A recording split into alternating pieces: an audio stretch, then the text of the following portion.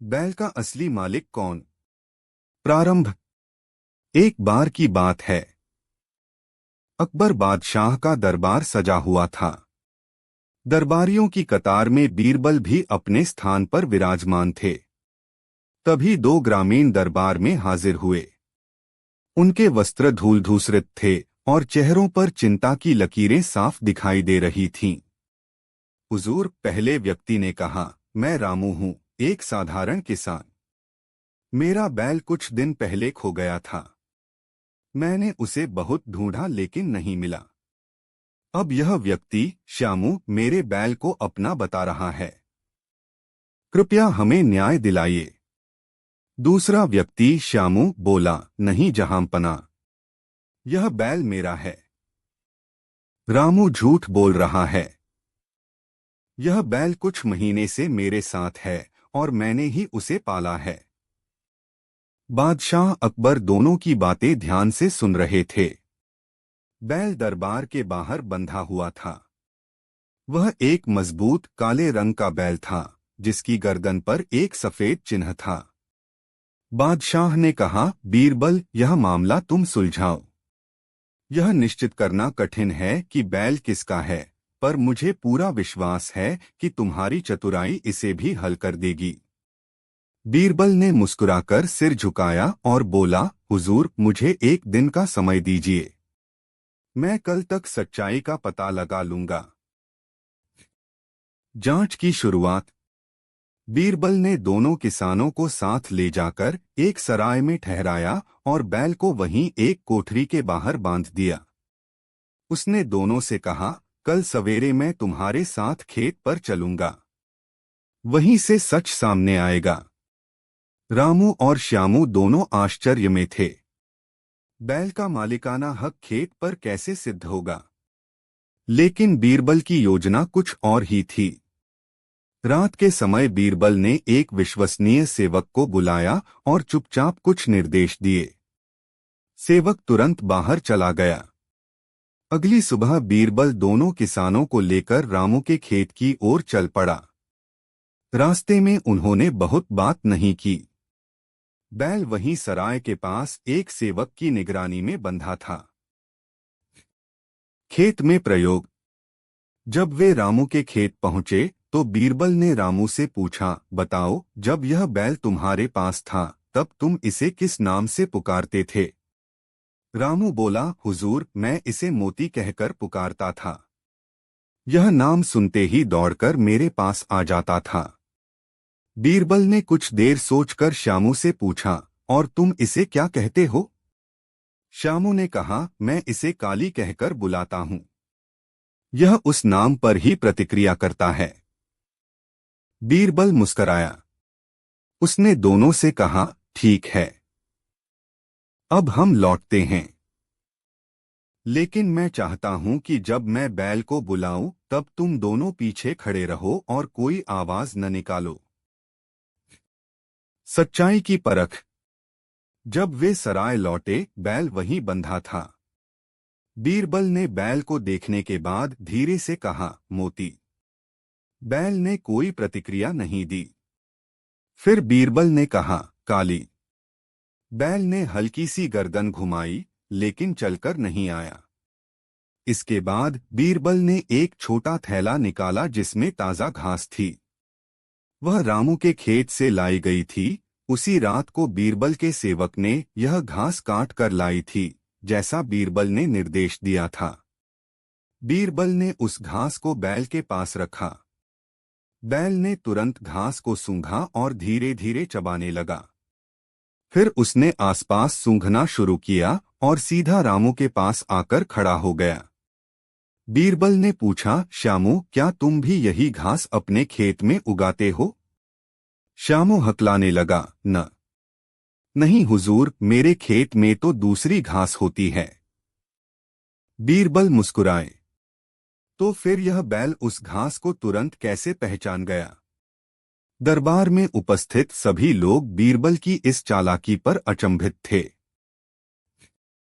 अंतिम परीक्षा। बीरबल ने अभी भी निर्णय नहीं सुनाया।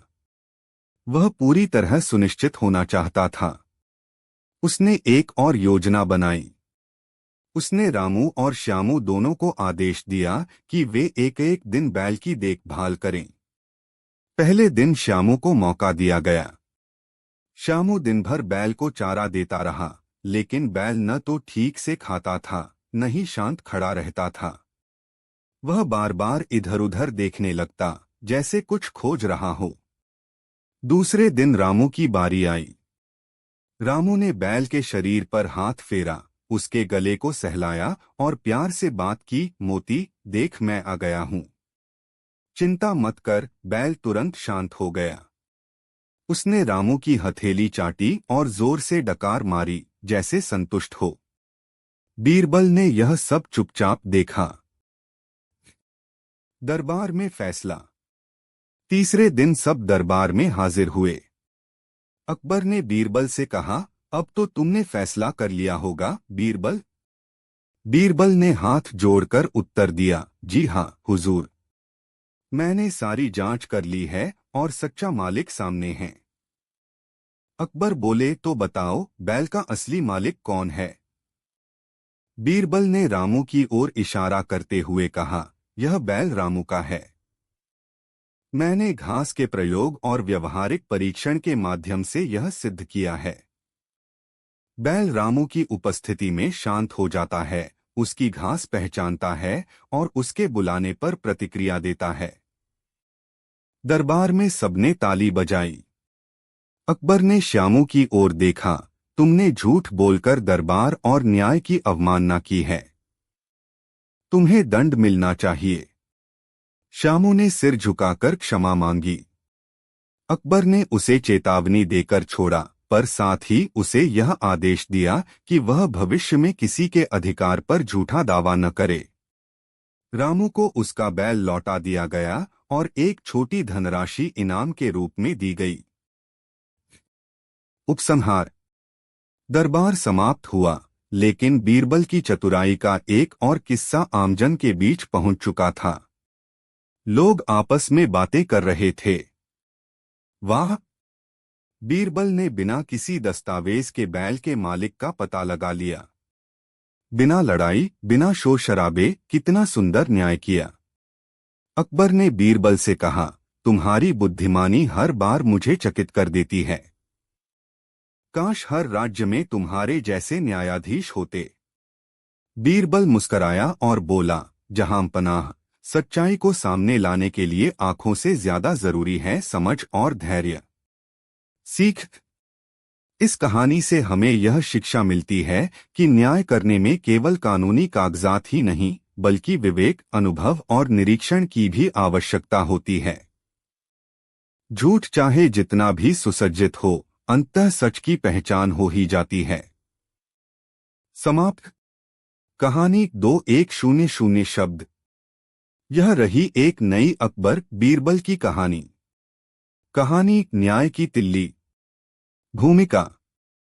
बादशाह अकबर का दरबार न केवल भारत का सबसे वैभवशाली था, बल्कि उसमें बैठने वाले दरबारी भी अद्भुत थे।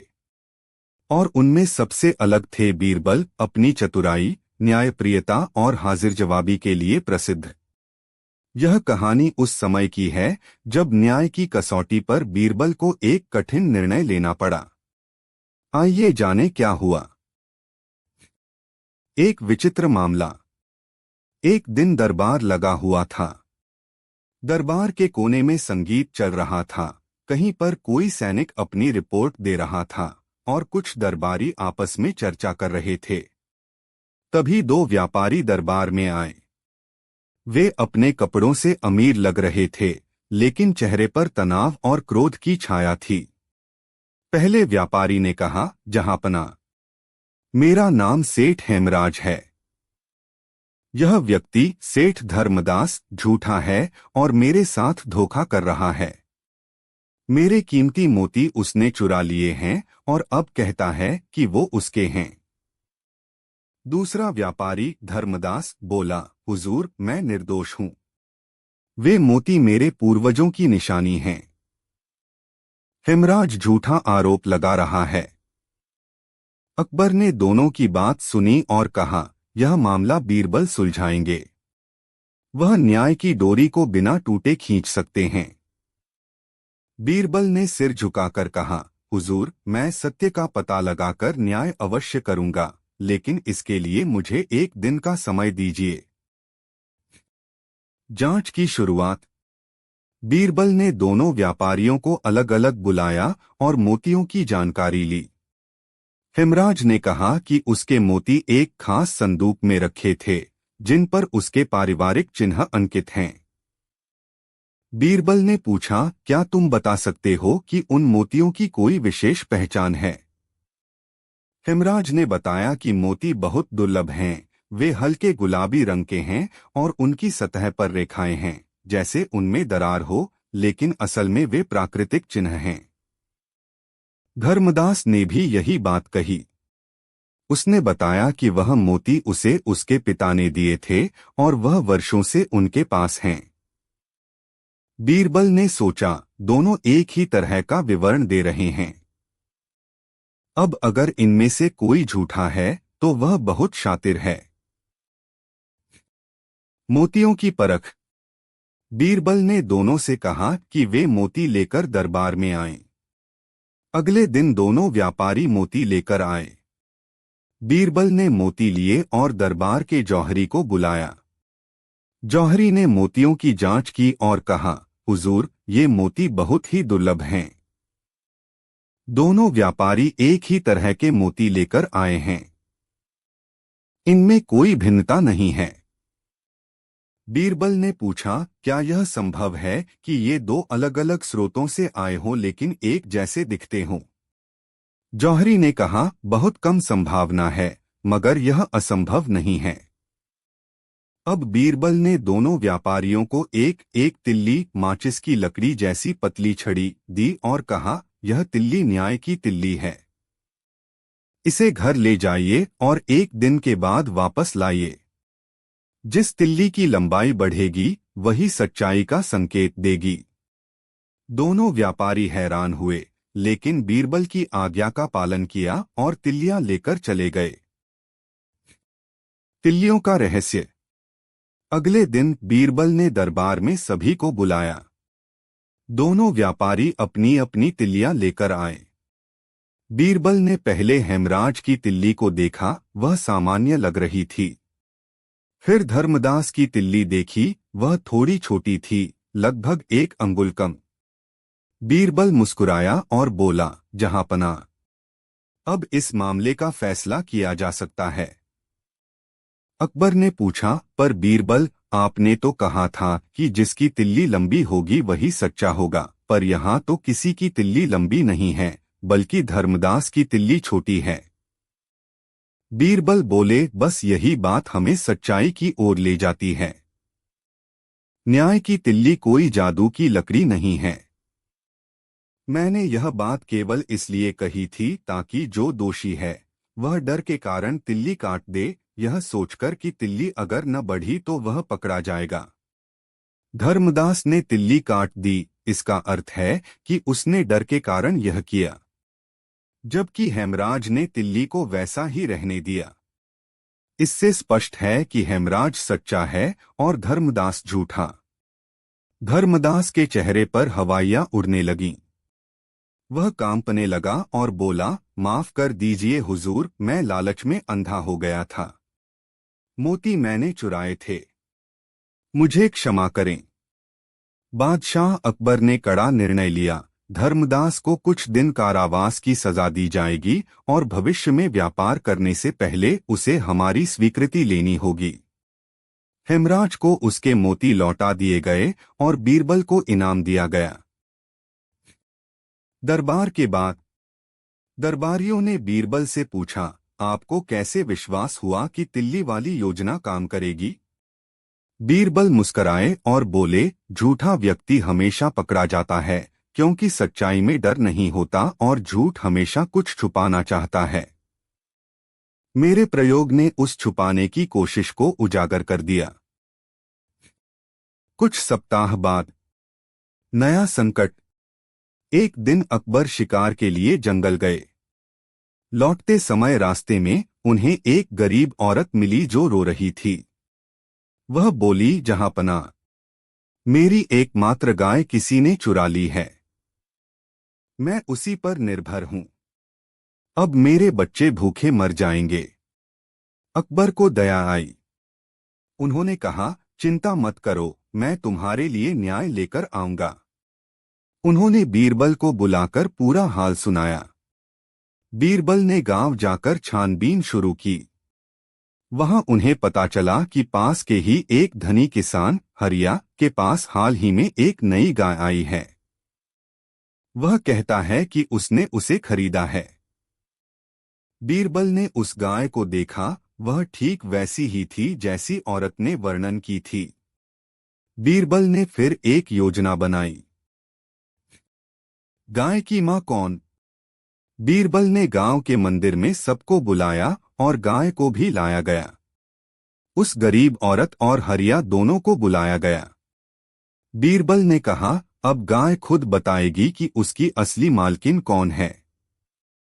लोग हंसने लगे, गाय कैसे बताएगी? बीरबल ने गाय के सामने दो घास के ढेर रखे, एक उस घास से जो गरीब औरत के घर से लाया गया था, दूसरा हरिया के खेत से। गाय ने कुछ देर सूंघा और सीधे गरीब औरत के घास के ढेर पर जाकर उसे खाना शुरू कर दिया। बीरबल बोले, जानवर अपने आहार और देखभाल को पहचानते हैं। गाय ने बता दिया कि उसका संबंध किससे है। हरिया बुरी तरह झेंप गया। उसने कहा, मैंने गाय नहीं चुराई थी, मुझे एक चरवाहे से मिली थी। मुझे नहीं पता था कि वह चोरी की है। बीरबल बोले, चाहे जानबूझकर या अनजाने में हो, गलत चीज को रखने का अधिकार किसी को नहीं है। गाय गरीब औरत को लौटा दी गई। उपसंहार। कुछ ही हफ्तों में दो मामलों में बीरबल ने बिना बल प्रयोग या सजा के सच्चाई सामने ला दी। एक बार तिल्ली से, दूसरी बार गाय की घास से। अकबर ने बीरबल से कहा, तुम्हारे जैसे बुद्धिमान मंत्री के रहते मुझे कोई चिंता नहीं। बीरबल ने उत्तर दिया, जहांपनाह, जब तक हमारी बुद्धि में दया और विवेक होगा, तब तक न्याय जीवित रहेगा। सीख। इस कहानी से हमें यह शिक्षा मिलती है कि सच हमेशा स्पष्ट होता है, चाहे कोई कितनी भी कोशिश कर ले उसे छुपाने की। बुद्धिमत्ता और धैर्य से हर समस्या का समाधान किया जा सकता है। झूठ की बुनियाद डर पर होती है और डर उसे पकड़वा देता है। यह रही एक नई अकबर बीरबल की कहानी। कहानी गांव की गवाही। भूमिका। मुगल दरबार की शोभा बादशाह अकबर की बुद्धिमानी से जितनी बढ़ती थी, उससे कहीं अधिक उसके प्रिय मंत्री बीरबल की चतुराई से। बीरबल ने न केवल दरबार में बल्कि आम जनता में भी अपनी न्यायप्रियता और सूझबूझ से खास जगह बनाई थी। इस बार जो मामला सामने आया वह आम आदमी से जुड़ा था, लेकिन इतना उलझा हुआ था कि दरबार के अनुभवी वकील भी भ्रमित हो गए।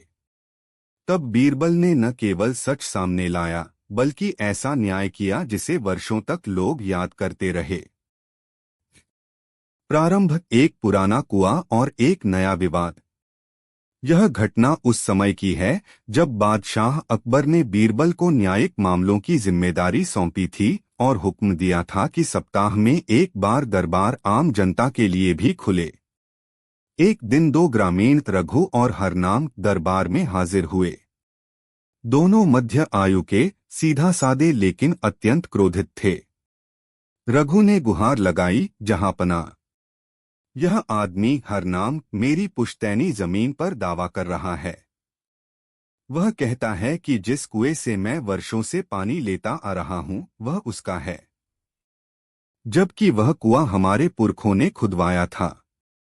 हरनाम ने तुरंत विरोध किया, नहीं हुजूर, यह झूठ बोल रहा है। वह कुआं मेरी जमीन पर है और मैं ही उसका असली मालिक हूं। वह जबरदस्ती कब्जा करना चाहता है। बीरबल ने देखा कि मामला गंभीर है और कोई दस्तावेज या नक्शा उपलब्ध नहीं है जो प्रमाण दे सके। अकबर ने कहा, बीरबल, यह मामला तुम्हारे हवाले है।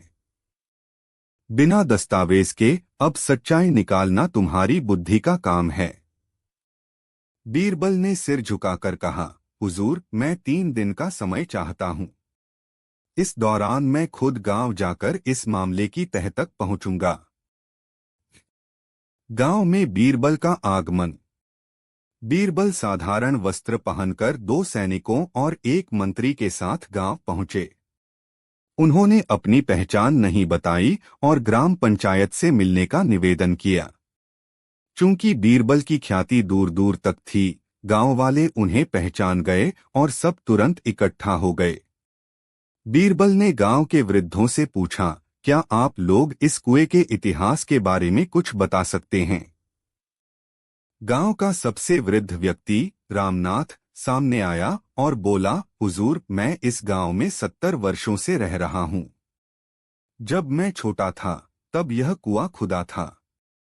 हमारे पिता बताते थे कि यह कुआं पूरे गांव के लिए खोदा गया था। उस समय यह रघु के परदादा के खेत में था, पर पानी सभी को मिलता था। बीरबल ने पूछा, तो क्या यह सच है कि अब कुआं हरनाम की जमीन पर है? एक और बुजुर्ग हीरामल बोले, बिल्कुल। वर्षों पहले जब खेतों का बंटवारा हुआ था तब जमीन की अदलाबदली हुई थी, लेकिन कुएं पर किसी ने दावा नहीं किया क्योंकि वह सार्वजनिक था। बाद में हरनाम के पिता ने पास की जमीन खरीद ली और कुएं की मरम्मत करवाई। तब से हरनाम उसे अपना समझने लगा। बीरबल समझ गए कि मामला केवल जमीन का नहीं, बल्कि वर्षों की परंपरा और समझ का भी है। बीज बोने की योजना। बीरबल ने एक नई तरकीब निकाली। उन्होंने गांव वालों को बुलाकर कहा, हम एक परीक्षण करेंगे। जो आदमी यह सिद्ध कर सके कि वह कुएं की देखरेख करता रहा है, वही उसका असली मालिक होगा। बीरबल ने आदेश दिया कि कुएं के आसपास थोड़ी जमीन को समतल किया जाए और उस पर गेहूं के बीज बोए जाएं। दोनों पक्षों को निर्देश दिया गया कि अगले 2 दिन वे उस जमीन की देखभाल करें, पानी देना, खरपतवार हटाना और सुरक्षा करना। हरनाम ने इसे समय की बर्बादी कहा, लेकिन चुपचाप मान गया। रघु ने मन लगाकर मेहनत शुरू कर दी। 2 दिन बाद बीरबल फिर गांव लौटे।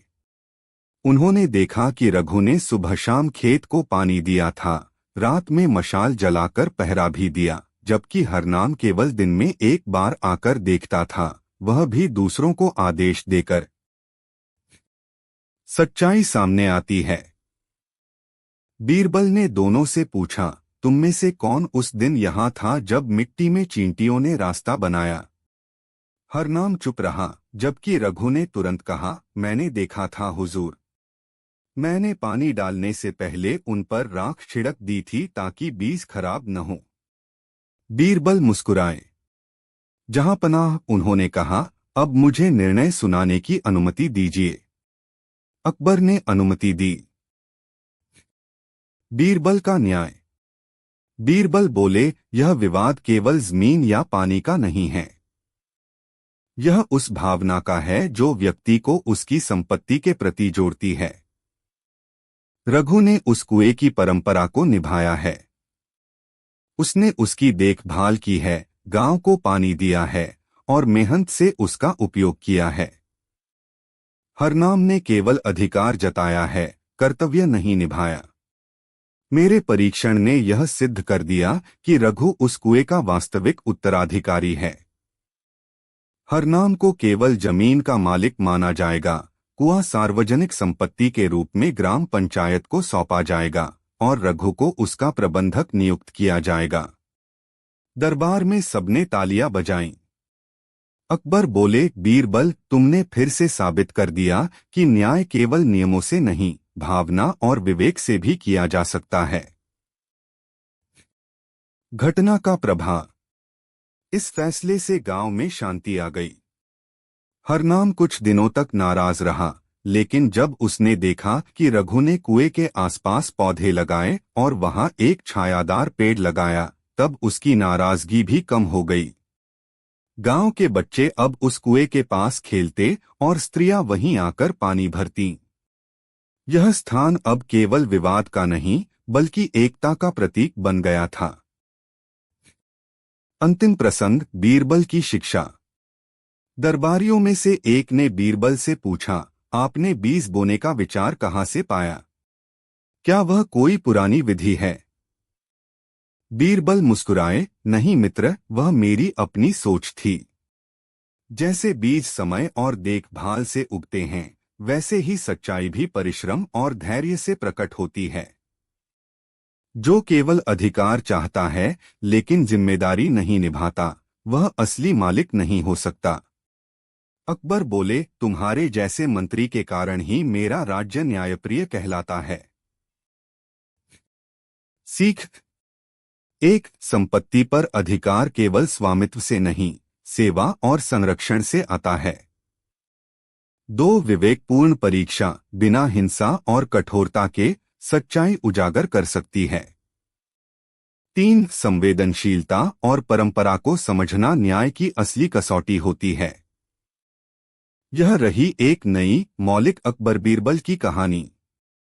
कहानी, बैल का असली मालिक कौन? भूमिका, बादशाह अकबर के दरबार में एक से बढ़कर एक ज्ञानी, बहादुर और चालाक लोग बैठते थे, लेकिन जब बात होती थी चतुराई और बुद्धिमानी की, तो सबकी नजरें केवल बीरबल की ओर जाती थीं। उन्होंने न सिर्फ बादशाह को कई बार संकटों से उबारा, बल्कि कई ऐसे मामले हल किए जिनमें सच्चाई और झूठ का फर्क कर पाना बहुत कठिन होता था। एक बार का किस्सा है जब बीरबल को एक ऐसे झगड़े को सुलझाना पड़ा जो देखने में साधारण लगा, लेकिन उसमें निहित चालाकी इतनी जटिल थी कि दरबार के कई दरबारी भ्रम में पड़ गए। झगड़े की शुरुआत। एक सुबह जब दरबार लगा हुआ था, 2 किसान रामू और भीखा अकबर के सामने पेश किए गए।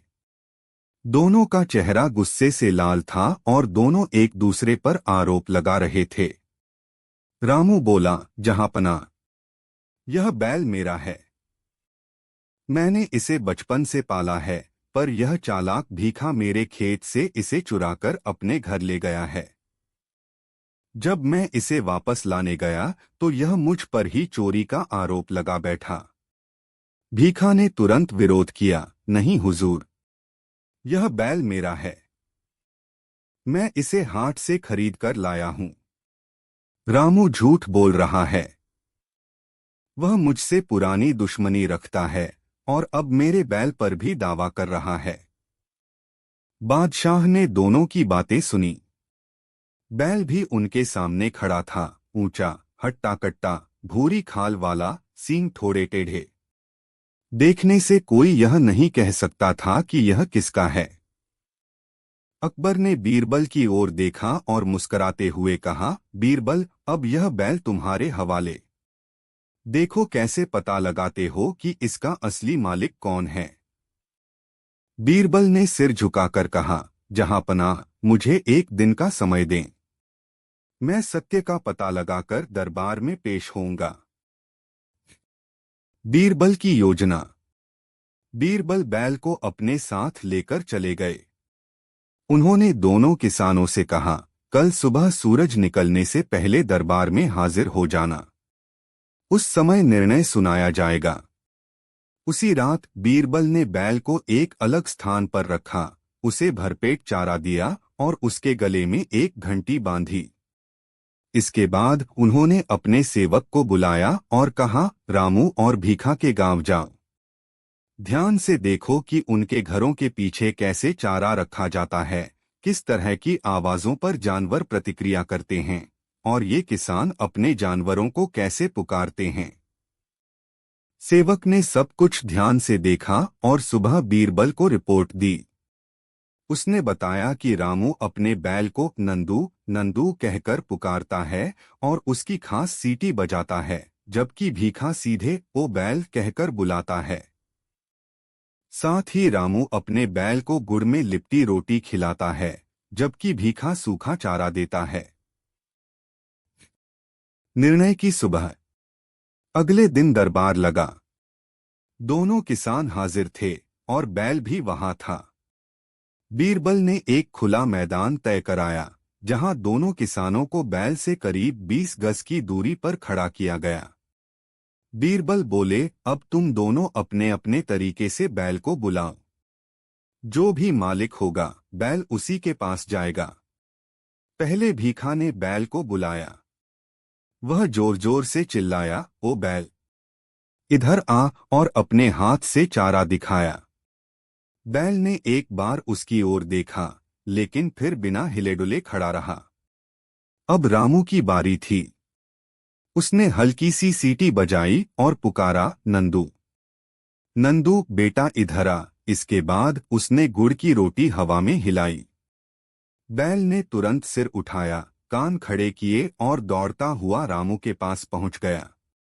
उसने रोटी खाई और रामू के पैर चाटने लगा। बीरबल मुस्कराए। जहां पनाह, उन्होंने कहा, इससे अधिक स्पष्ट प्रमाण नहीं हो सकता। बैल ने खुद बता दिया कि उसका मालिक कौन है।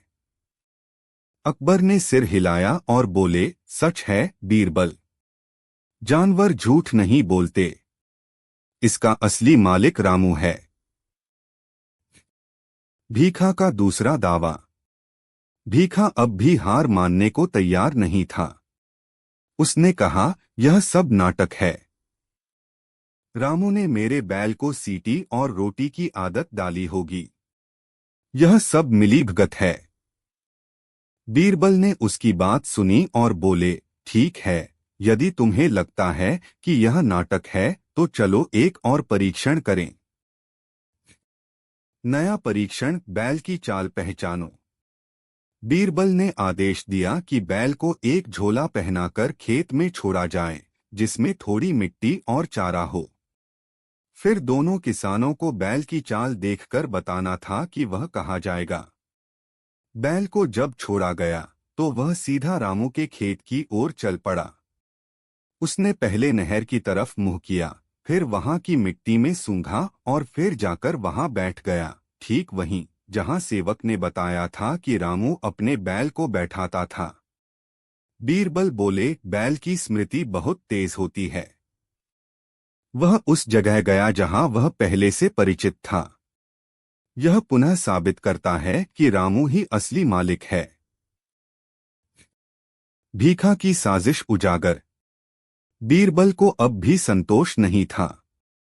उन्होंने गुप्त रूप से भीखा के पड़ोसी से जानकारी ली। पड़ोसी ने बताया कि कुछ दिन पहले भीखा एक जमींदार से झगड़ा कर बैठा था और उससे हारने के बाद उसने कहा था, अब मैं रामू की संपत्ति पर कब्जा करूंगा। बीरबल ने यह सुनते ही समझ लिया कि यह विवाद केवल बैल का नहीं बल्कि बदले की भावना से उपजा है। बीरबल ने सबके सामने भीखा से पूछा, क्या तुमने इस बैल के लिए कभी कर वसूला है या इसका कोई दस्तावेज रखा है? भीखा चुप रहा। बीरबल बोले, जहांपनाह, यह व्यक्ति झूठा है। इसे दंड मिलना चाहिए ताकि भविष्य में कोई भी निर्दोष किसान को इस तरह परेशान न कर सके। अकबर ने आदेश दिया कि भीखा को 1 महीने की जेल और जुर्माना भुगतना होगा, जिसका आधा हिस्सा रामू को मुआवजे के रूप में दिया जाएगा। अंतिम संवाद। दरबार में तालियां बज उठीं। सबने बीरबल की प्रशंसा की। अकबर ने कहा, बीरबल, तुमने जानवर की भाषा को भी न्याय का माध्यम बना दिया। यह अत्यंत बुद्धिमत्ता की बात है। बीरबल ने मुस्कुराते हुए कहा, जहांपनाह, जब मनुष्य झूठ बोलता है तब सच को सामने लाने के लिए कभी कभी जानवरों की नजरों में झांकना पड़ता है, क्योंकि उनका हृदय निर्मल होता है। सीख। 1. सच्चाई को छुपाया नहीं जा सकता, चाहे झूठ कितना भी सजाया जाए। 2. जानवर इंसानों से ज्यादा वफादार होते हैं और सच्चे भावों को पहचानते हैं। 3. बुद्धिमत्ता वही है जो बिना बल प्रयोग के न्याय को प्रकट कर दे। यह रही एक नई और मौलिक अकबर बीरबल की कहानी। कहानी गाय की गवाही। प्रस्तावना। बादशाह अकबर के दरबार में कई ज्ञानी, बुद्धिमान और बहादुर दरबारी थे, लेकिन बीरबल का स्थान सबसे अलग था।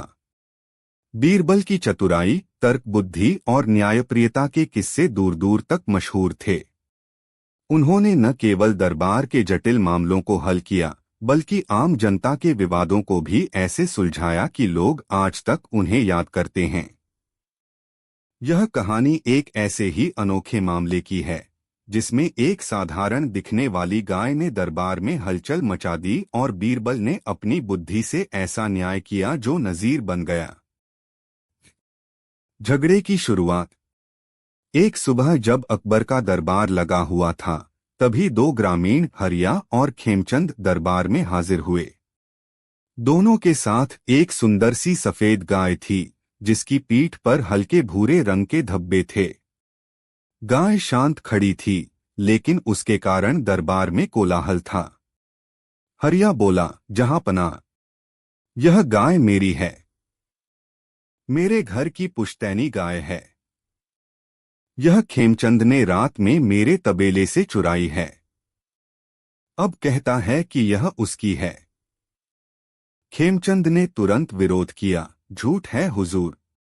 यह गाय मैंने हाट से खरीदी है। इसके सारे निशान मैं जानता हूं। हरिया केवल इस गाय की सुंदरता देखकर लालच में आ गया है। बादशाह अकबर ने दोनों की दलीलें सुनी, फिर बीरबल की ओर देखा। बीरबल, यह मामला तुम्हारे सुपुर्द करता हूं। पता लगाओ कि इस गाय का असली मालिक कौन है। बीरबल मुस्कराए, हुजूर, 3 दिन का समय दीजिए। मैं गाय और दोनों किसानों की असलियत जानकर सच्चाई सामने लाऊंगा। पहला दिन, गाय की आदतें। बीरबल ने गाय को अपने निवास पर रखा। उसके लिए बढ़िया चारा मंगवाया गया, हरी घास, गुड़ में लिपटी रोटियां और साफ पानी। लेकिन बीरबल ने देखा कि गाय सिर्फ एक प्रकार की सूखी भूसी खाती है। इससे उसे समझ आया कि गाय को बचपन से यही खिलाया गया होगा। उन्होंने सेवक को भेजा कि दोनों किसानों के तबेलों में जाकर पता करे कि किसके तबेले में वैसी ही भूसी रखी जाती है। शाम को सेवक वापस आया और बोला, हुजूर, खेमचंद के तबेले में तो मोटा चारा और चना रखा था, लेकिन हरिया के घर वही भूसी पड़ी थी जो यह गाय खा रही है। बीरबल बोले, बहुत अच्छा, लेकिन सिर्फ चारा ही साक्ष्य नहीं हो सकता। हमें और प्रमाण चाहिए। दूसरा दिन, बछड़े की खोज। बीरबल को विचार आया, यदि गाय किसी के पास लंबे समय से थी तो हो सकता है उसका कोई बछड़ा भी हो। उन्होंने दोनों किसानों से पूछा कि गाय के साथ कभी बछड़ा हुआ था। हरिया ने तुरंत कहा, जी हाँ, एक बछड़ी हुई थी, लेकिन कुछ महीनों पहले वह मर गई। खेमचंद थोड़ी देर चुप रहा, फिर बोला, गाय बछड़ा नहीं दे पाई थी। वह तो मैंने नई खरीदी है। बीरबल को हरिया की बात में सच्चाई अधिक लगी, पर उन्होंने तय किया कि इसे परखने के लिए एक योजना बनाई जाए। तीसरा दिन, गाय की गवाही। बीरबल ने एक बड़ा मैदान चुना। दोनों किसानों को बुलाया गया। गाय को बीच में बांधा गया। अब बीरबल ने कहा, तुम दोनों अपने अपने तरीके से गाय को पुकारो। जो भी इसे पालता रहा होगा, उसकी आवाज सुनकर गाय अवश्य प्रतिक्रिया देगी। पहले खेमचंद ने गाय को बुलाया, गोरी, गोरी इधर आ, लेकिन गाय ने कोई ध्यान नहीं दिया। अब हरिया ने पुकारा, गोमती बेटा, चल यहाँ आ, रोटी रखी है। उसने जेब से गुड़ की रोटी निकाली और हवा में लहराई। गाय ने तुरंत कान खड़े किए, मुंडी घुमाई और मुंह से हन की आवाज निकाली। फिर वह धीरे धीरे हरिया की ओर बढ़ चली। सभी दरबारी हैरान थे। बीरबल मुस्कराए। बीरबल बोले, जहांपनाह, गाय ने खुद बता दिया कि उसका मालिक कौन है। कोई भी जानवर उन आवाजों और इशारों को नहीं भूलता जिनमें स्नेह होता है। खेमचंद की चालाकी उजागर। लेकिन खेमचंद अभी भी हार मानने को तैयार नहीं था। वह चिल्लाया, यह सब साजिश है। हरिया ने इस गाय को पहले ही पहचान लिया होगा, इसकी ट्रेनिंग कर रखी होगी। बीरबल बोले, ठीक है, अब अंतिम परीक्षा होगी। हम गाय को दो रास्तों के बीच खड़ा करेंगे। एक रास्ता हरिया के घर की ओर जाएगा, दूसरा खेमचंद के। हम गाय को छोड़ देंगे, वह जिस रास्ते पर जाएगी वही उसका घर होगा। यह सुनकर सभी चुप हो गए। गाय को दो रास्तों के बीच खड़ा किया गया। हरिया और खेमचंद दोनों अपने अपने दरवाजों पर खड़े हो गए और आवाजें देने लगे। गाय ने थोड़ी देर दोनों की ओर देखा, फिर सीधे हरिया के रास्ते चल पड़ी, उसी गति से जैसे वह अपने पुराने रास्ते पहचान रही हो। बीरबल का निर्णय। बीरबल ने उठकर अकबर से कहा, जहांपनाह, यह गाय हरिया की है। इसकी आदतें, पसंद, नाम, आवाज की पहचान और यहां तक कि घर का रास्ता तक सब कुछ हरिया से मेल खाता है। खेमचंद ने गाय की सुंदरता देखकर उसे चुराने की योजना बनाई थी, लेकिन सच्चाई को छिपाया नहीं जा सकता।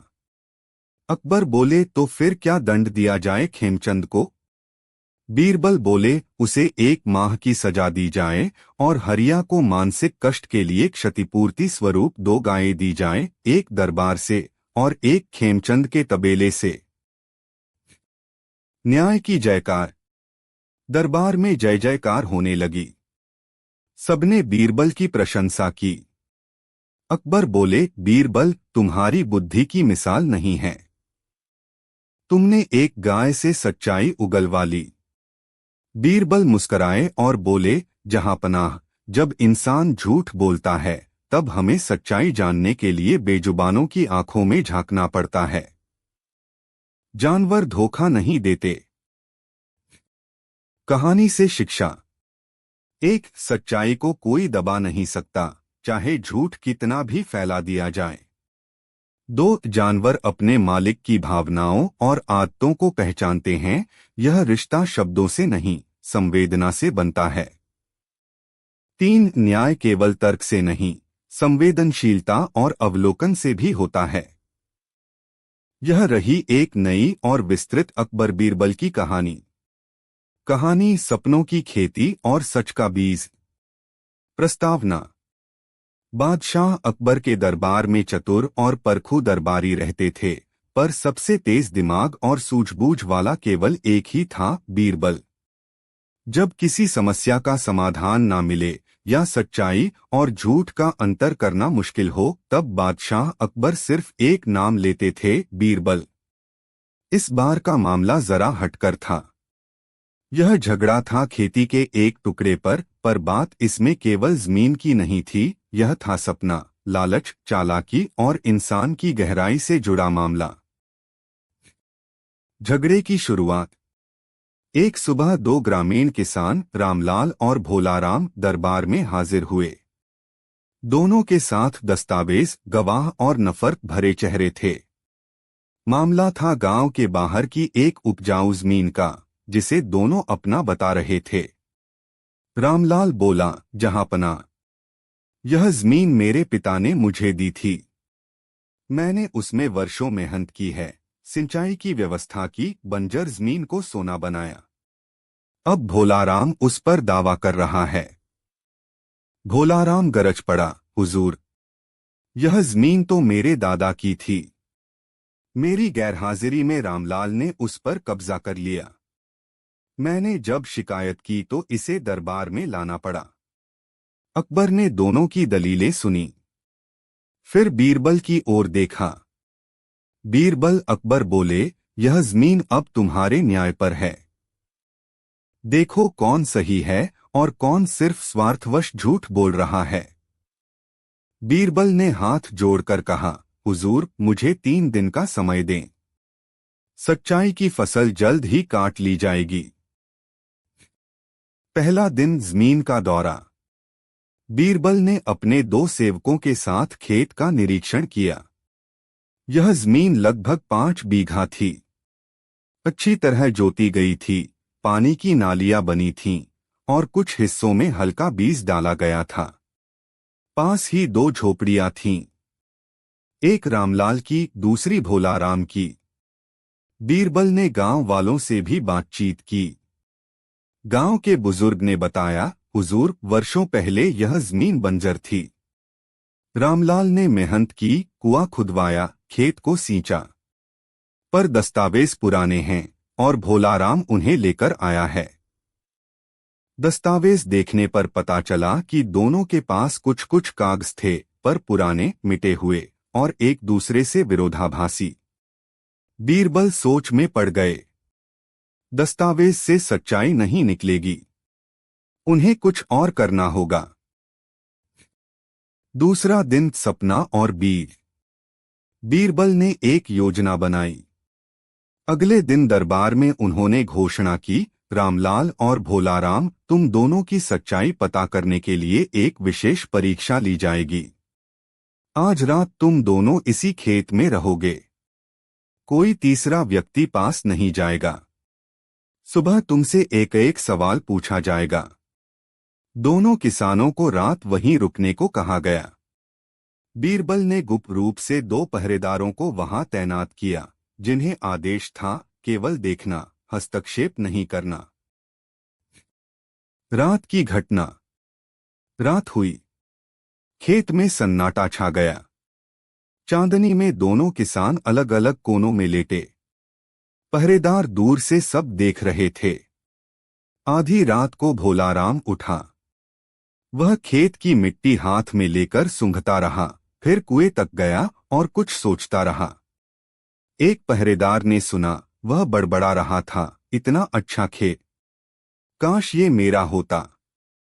फिर उसने एक छोटा गड्ढा खोदा और उसमें कुछ बीज डाले, फिर चुपचाप लेट गया। सुबह होते ही बीरबल आ पहुंचे। तीसरा दिन सवाल और जवाब। बीरबल ने दोनों किसानों को बुलाया और कहा, आज मैं तुम दोनों से वही सवाल पूछूंगा जो तुम्हारे सपनों से जुड़ा है। जो किसान सच बोलेगा वही इस जमीन का असली मालिक माना जाएगा। रामलाल से पूछा गया, तुमने रात में क्या सपना देखा?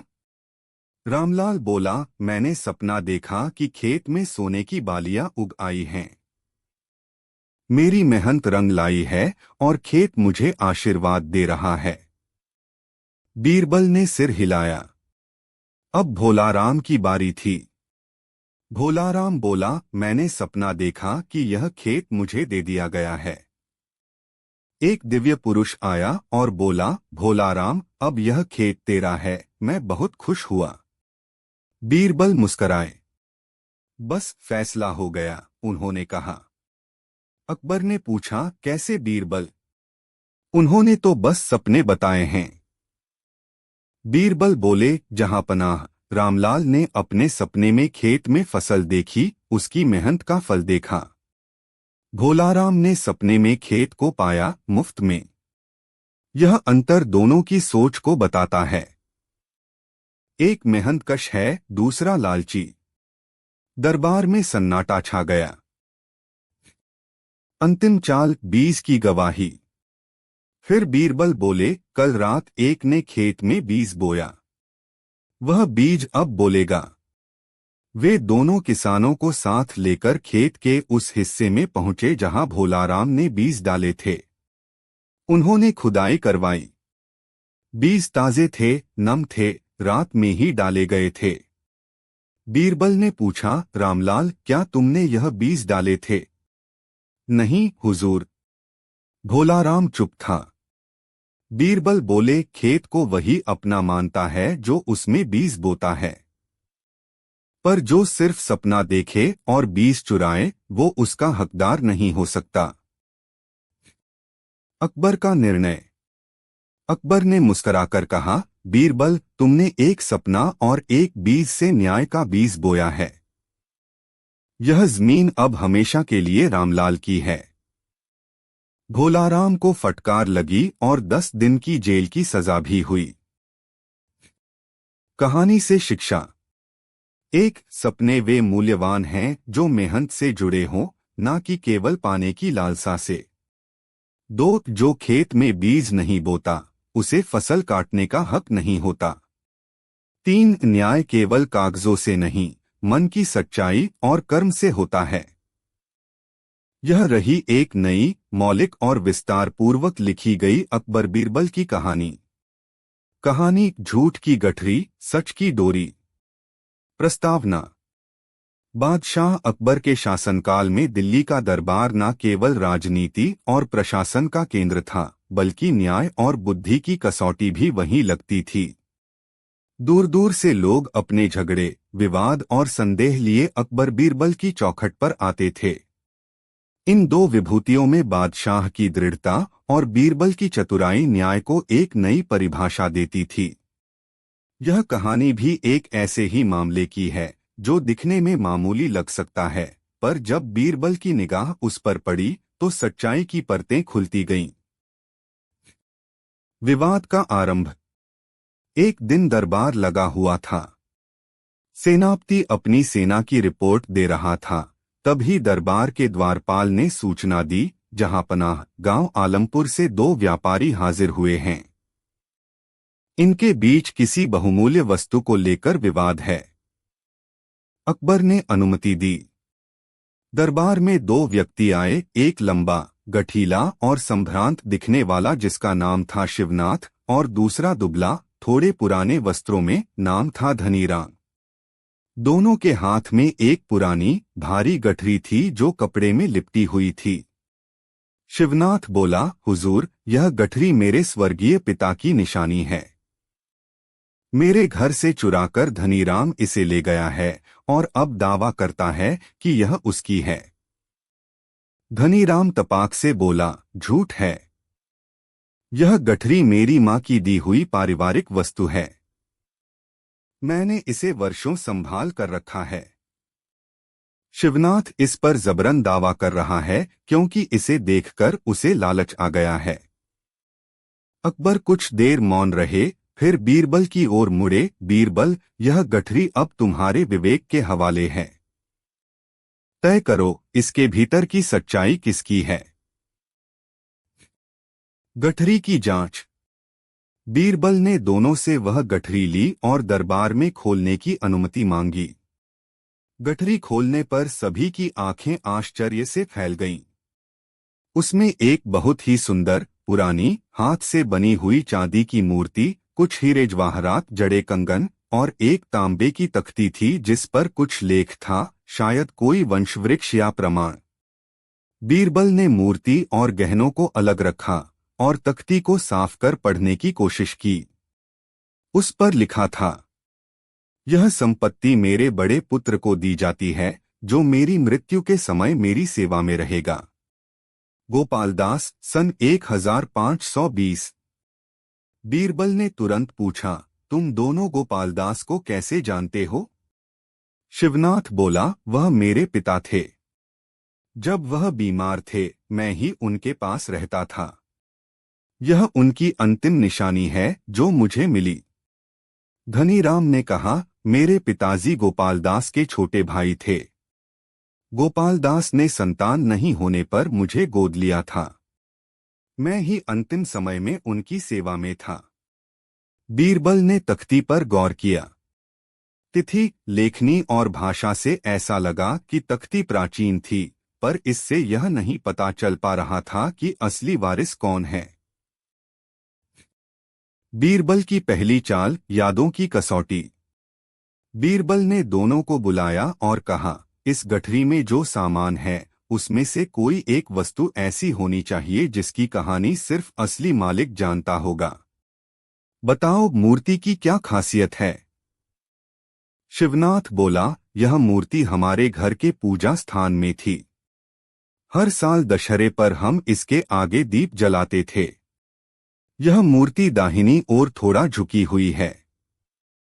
धनीराम बोला, यह मूर्ति जब मेरे दादा लाए थे तब इसका एक हाथ टूटा था जिसे चांदी से दोबारा जोड़ा गया। दाहिनी ओर झुकाव इस मरम्मत के कारण है। बीरबल ने मूर्ति को ध्यान से देखा, सचमुच उसका दाहिना हाथ जोड़ा गया था। अब बीरबल ने पूछा, कंगन का क्या इतिहास है? शिवनाथ बोला, ये कंगन मेरी दादी ने मेरी माँ को दिए थे। इनमें से एक पर उनके नाम कमला की नक्काशी है। बीरबल ने ध्यान से देखा, एक कंगन पर कमला खुदा हुआ था। धनीराम बोला, वह मेरी माँ का नाम था। उन्होंने ही मुझे दिए थे। यह मेरा पारिवारिक गहना है। अब दरबार पूरी तरह से भ्रमित हो गया था। दोनों ही अपनी बातों में सच्चे लग रहे थे। दूसरी चाल, मन की परीक्षा। बीरबल ने दोनों से कहा, अब तुम दोनों को एक रात अलग अलग इस गठरी के साथ बितानी होगी। सुबह तुमसे एक प्रश्न किया जाएगा। उस उत्तर से तय होगा कि इसका असली मालिक कौन है। रात को दोनों व्यापारियों को महल के दो अलग अलग कमरों में रखवाया गया और उनके पास वही गठरी रख दी गई। बीरबल ने दोनों के कमरे में गुप्त रूप से दो सेवक तैनात कर दिए जो केवल सुनने के लिए थे। रात में क्या हुआ? रात के तीसरे पहर शिवनाथ गठरी के पास बैठकर सोचने लगा। वह धीरे धीरे बुदबुदाने लगा, यदि मैं ये चीजें ले लूं और निकल जाऊं तो कौन जानेगा। इतनी संपत्ति। मैं व्यापार बढ़ा सकता हूं, दुकान खोल सकता हूं। धनीराम को क्या मिलेगा? वह फिर खुद को समझाने लगा, नहीं नहीं, यह मेरी है, मैं चोरी नहीं कर रहा। मैं बस अपने हक को ले रहा हूं। दूसरी ओर धनीराम गठरी को सामने रखकर चुपचाप रो रहा था। वह बोल रहा था, माँ कहती थीं, ये चीजें हमारे पूर्वजों की अमानत हैं। इन्हें किसी लोभ से नहीं देखना चाहिए। अगर बीरबल कहे कि यह शिवनाथ की है तो मैं छोड़ दूंगा, पर यह मेरे मन की आवाज है, यह मेरी माँ की दी हुई चीजें हैं। सेवकों ने सारी बातें बीरबल तक पहुंचाई। अंतिम दिन, प्रश्न और उत्तर। सुबह दरबार में दोनों को बुलाया गया। बीरबल बोले, मैं तुम दोनों से एक ही सवाल पूछूंगा। अगर मैं यह गठरी किसी अनाथ गरीब परिवार को दे दूं तो तुम क्या करोगे? शिवनाथ चौंक गया। वह बोला, नहीं हुजूर, यह मेरी पैतृक संपत्ति है। इसे दान में देना अन्याय होगा। मैं दरबार में अपील करूंगा। धनीराम कुछ देर चुप रहा, फिर बोला, अगर दरबार को यही उचित लगे तो मैं अपना हिस्सा छोड़ सकता हूं, लेकिन अगर यह किसी जरूरतमंद को मदद दे सके तो मां की आत्मा प्रसन्न होगी। बीरबल ने कहा, बस अब फैसला हो गया। सत्य का उद्घाटन। बीरबल बोले, जहांपनाह, संपत्ति का मूल्य कोई चीज नहीं है, उसकी भावना होती है। शिवनाथ सिर्फ इसके मूल्य को देखता है और अपने हक को जोर जबरदस्ती से पाना चाहता है। धनीराम इसमें मां की स्मृति, सेवा और त्याग देखता है। उसने रात में गठरी के पास लालच नहीं, आंसू बहाए, जबकि शिवनाथ के मन में रात भर सौदे की योजना थी। अकबर ने पूछा, क्या तुम पूरी तरह निश्चित हो बीरबल? बीरबल ने जवाब दिया, हाँ जहांपनाह। सिर्फ तख्ती नहीं, मन की भाषा भी पढ़नी पड़ती है। धनीराम इसका असली हकदार है। अकबर का आदेश और निष्कर्ष। अकबर ने शिवनाथ को चेतावनी दी और 10 दिन की कारावास की सजा दी ताकि भविष्य में वह लालच से दूर रहे। गठरी धनीराम को सौंप दी गई। अकबर ने कहा, बीरबल, तुमने फिर से साबित किया कि न्याय केवल कानूनी नहीं होता बल्कि संवेदनाओं का भी होता है। बीरबल मुस्कराए और बोले, जहांपनाह, सच की डोरी भले महीन हो पर झूठ की गठरी को खोल सकती है। कहानी से शिक्षा। एक, विरासत केवल संपत्ति नहीं, भावनाओं और जिम्मेदारी की पहचान है। 2, झूठ हमेशा लालच से भरा होता है जबकि सच त्याग में चमकता है। 3, बुद्धिमानी केवल कानूनी साक्ष्यों में नहीं, मन की भाषा समझने में भी होती है। यह रही एक नई और मूल अकबर बीरबल की कहानी। कहानी, न्याय का तराजू। प्रस्तावना। बादशाह अकबर का दरबार भारत के इतिहास में न्याय, विवेक और बुद्धिमत्ता का प्रतीक माना जाता है। दरबार में बीरबल की चतुराई ऐसी थी कि दूरदराज के लोग भी अपने विवाद सुलझाने वहां आते थे। एक बार दरबार में एक अजीब और पेचीदा मामला आया, जिसमें धन, छल और परिवार की विरासत की परतें थीं। दरबार में प्रवेश। गर्मी के दिन थे। आम दरबार लगा हुआ था। राज्य के अधिकारी, सेनापति, न्यायाधीश और कविगण अपने अपने काम में लगे थे। तभी एक सैनिक ने सूचना दी, जहांपनाह, 2 व्यक्ति दरबार में न्याय के लिए आए हैं। वे एक संदूक पर अपना अपना दावा कर रहे हैं। अकबर ने अनुमति दी, उन्हें भीतर बुलाओ। 2 व्यक्ति दरबार में दाखिल हुए। एक उम्रदराज, सफेद दाढ़ी वाला व्यक्ति, नाम था हरीराम, और दूसरा एक अधेड़ उम्र का व्यापारी, साफ सुथरे कपड़ों में, नाम था मुकुंदलाल। दोनों के बीच एक बड़ा, भारी पीतल का संदूक रखा था। अकबर ने पूछा, इस संदूक को लेकर तुम दोनों में झगड़ा क्यों है? मुकुंदलाल बोला, जहांपनाह, यह संदूक मेरे पिता का है। उन्होंने इसे अपनी मृत्यु से पहले मेरे हवाले कर दिया था। इसमें परिवार की विरासत रखी है, पुराने गहने, दस्तावेज और कुछ सोने की मुद्राएं। हरीराम ने विरोध किया, नहीं हुजूर, यह संदूक मेरे मालिक का था और मैंने वर्षों इसकी देखभाल की है।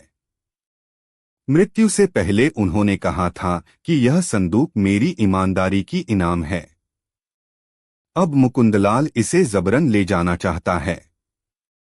अकबर कुछ देर चुप रहे। फिर उन्होंने बीरबल की ओर देखा, बीरबल, अब तुम्हारी बारी है। देखो इस विवाद का सच क्या है। संदूक की जांच। बीरबल ने दोनों को बिठाया और संदूक की ओर बढ़ा। संदूक पर एक पुराना ताला लगा था। उन्होंने पूछा, ताले की चाबी किसके पास है? मुकुंदलाल ने तुरंत जेब से चाबी निकाली, यह रही। मेरे पिता की अंतिम निशानी है। उन्होंने यह चाबी मुझे दी थी। बीरबल ने ताले को देखा, यह वही चाबी लग रही थी। ताला खुल गया। सभी की निगाह संदूक के भीतर गई। अंदर कई पुरानी पोटलियां थीं, जिनमें से एक में सोने की मुद्राएं, एक में पुराने दस्तावेज और एक में गहनों की थैली थी। नीचे एक तांबे की प्लेट भी थी, जिस पर कुछ उभरा हुआ लिखा था। बीरबल ने प्लेट उठाकर पढ़ा, यह संपत्ति उस व्यक्ति को दी जाती है जो मुझे अंतिम घड़ी में पानी पिलाएगा। बीरबल ने पूछा, तुम दोनों में से किसने मालिक को उनके अंतिम समय में सेवा दी? हरीराम बोला, मैंने, हुजूर। मुकुंदलाल तो महीने भर से किसी व्यापार यात्रा पर था। उनके पिता बीमार थे। मैंने उन्हें नहलाया, दवा दी और अंतिम समय में पानी भी दिया। मुकुंदलाल ने कहा, हाँ, मैं दूर था, पर चाबी मेरे पास थी क्योंकि मेरे पिता ने वर्षों पहले मुझे दे दी थी। अब मामला उलझ गया था। एक ओर था पुत्र का दावा, दूसरी ओर था सेवा का अधिकार। बीरबल की पहली परीक्षा। बीरबल ने एक चाल चली। उन्होंने कहा, हम इस संदूक की सामग्री को 2 बराबर हिस्सों में बांटते हैं, एक मुकुंदलाल को और एक हरीराम को। यही न्याय है। मुकुंदलाल मुस्कराया, मुझे स्वीकार है। हरीराम चुप हो गया। उसने नीचे देखा और बोला, मालिक की आत्मा मुझे कभी क्षमा नहीं करेगी। यह विरासत मुझे उन्होंने दी थी, पर मैं इसे बांट नहीं सकता। यह मुकुंदलाल की है, बेटा है वह। मेरा कर्तव्य पूरा हुआ। बीरबल मुस्कराए। दूसरी चाल, सच्चाई का दर्पण। बीरबल ने अकबर से कहा, जहांपनाह, अभी न्याय नहीं हुआ। मुझे एक दिन का समय दीजिए। अगले दिन बीरबल ने मुकुंदलाल को बुलाया और कहा, हमने संदूक की गिनती की। उसमें 10 सोने की मुद्राएं कम हैं। क्या तुमने कुछ लिया? मुकुंदलाल चौंक गया। नहीं नहीं, मैंने तो कुछ नहीं लिया। बीरबल बोले, तुम्हारी जेबें तलाशी जाएंगी। सैनिकों ने मुकुंदलाल की तलाशी ली और सच में उसकी जेब में 10 मुद्राएं थीं।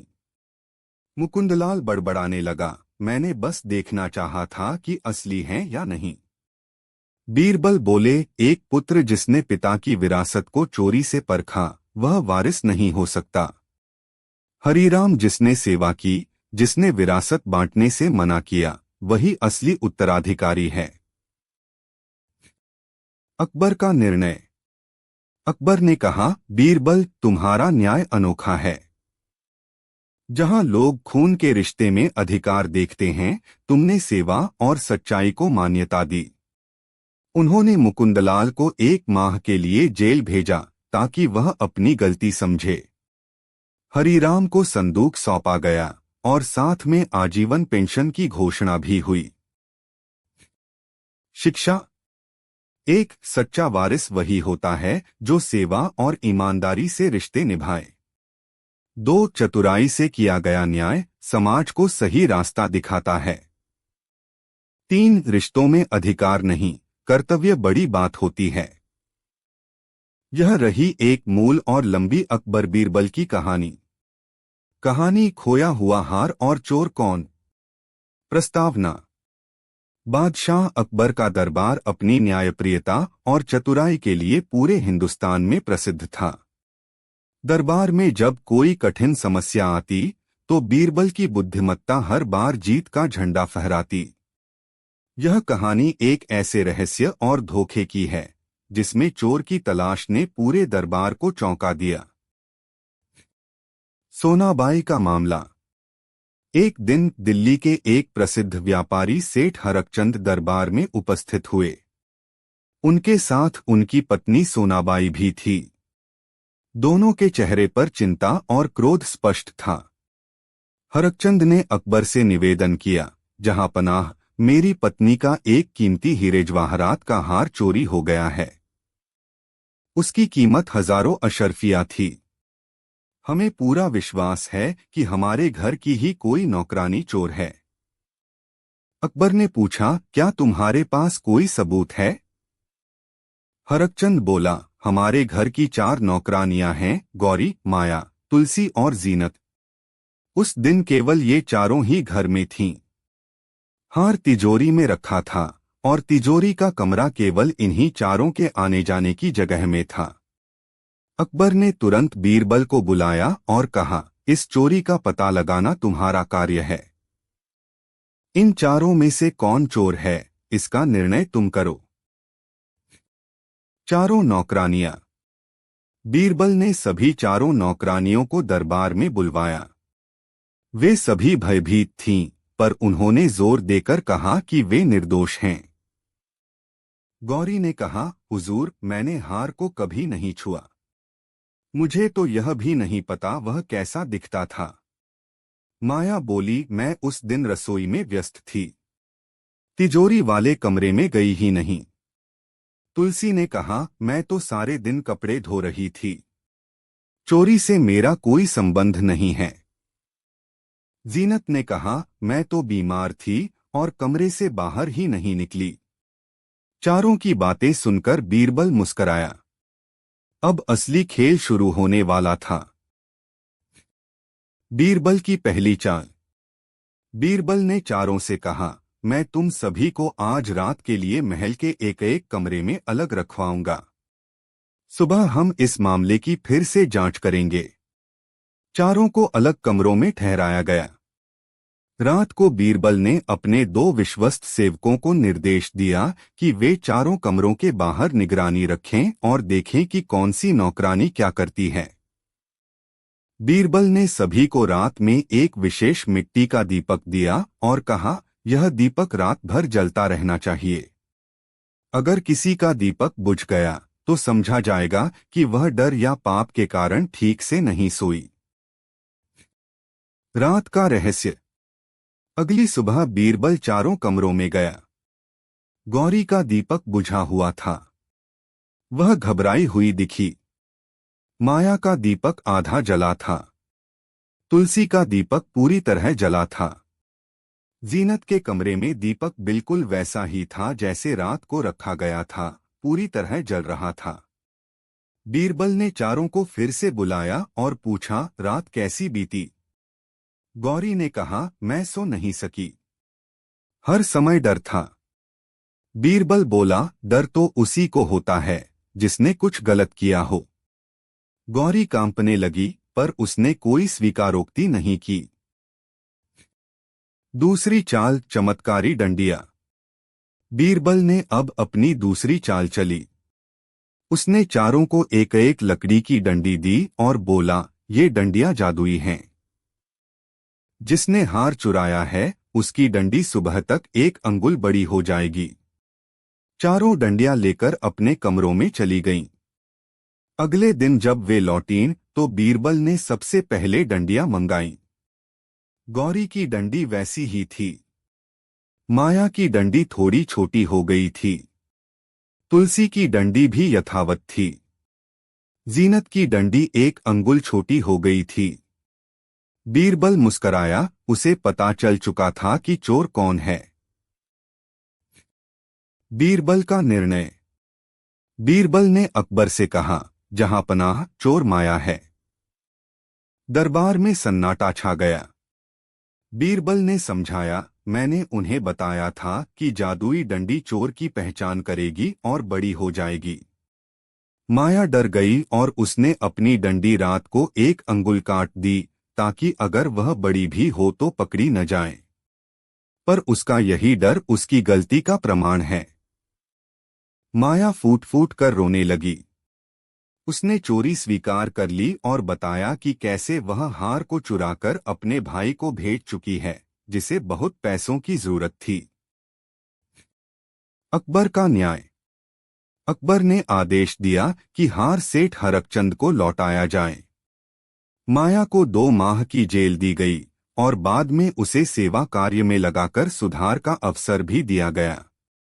अकबर ने बीरबल से कहा, बीरबल, तुम्हारी बुद्धि तो जैसे हर बार नए रंग लाती है। जिस समस्या को हम आंखों से नहीं देख सकते, तुम उसे मन से पकड़ लेते हो।